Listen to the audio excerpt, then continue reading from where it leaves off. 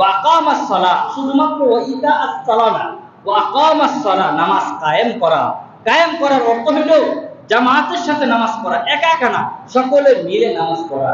আজকে আমরা পুরো মসজিদ ভরে যাবে জুমার নামাজ, অথচ ফজরের নামাজে এখন একটা বড় মুসল্লি হয় না। বড় দুঃখের ব্যাপার, বড় দুঃখের ব্যাপার।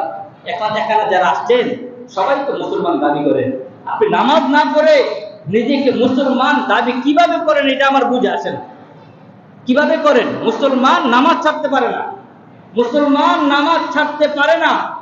কোন একজন রাজনৈতিক দলের কর্মী যে সে কখনো তার রাজনৈতিক যে নিয়ম কানুন আছে এগুলো যদি সে না মানে, এর বিরোধিতা করে, এরপরে কি সে বলবে যে আমি আওয়ামী লীগ, আমি বিএনপি, আমি জামাত, আমি অমুক তমুক বলবে?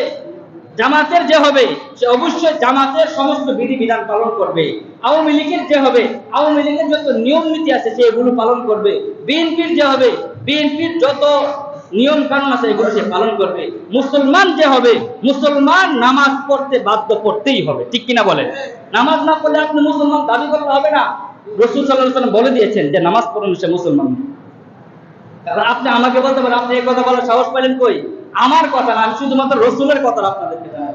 নামাজ যে পড়ে না সে কোনো মুসলমানের গণ্ডির মধ্যেই থাকে না। এজন্য প্রিয় হাজিরিন, আপনাদের অনুরোধ থাকবে মুসলমান হিসাবে আপনি যদি নিজেকে পরহেজগার মুত্তাকি দাবি করেন, মুত্তাকি, যে আমি একজন মুত্তাকি বান্দা, আমি আল্লাহকে ভয় করি, আমার অন্তরে আল্লাহর ভয় আছে, জাহান্নামের ভয় আছে, দুজকের ভয় আছে, কবরের ভয় আছে, অবশ্যই আপনাকে 5 ওয়াক্ত নামাজ পড়তেই হবে, পড়তেই হবে।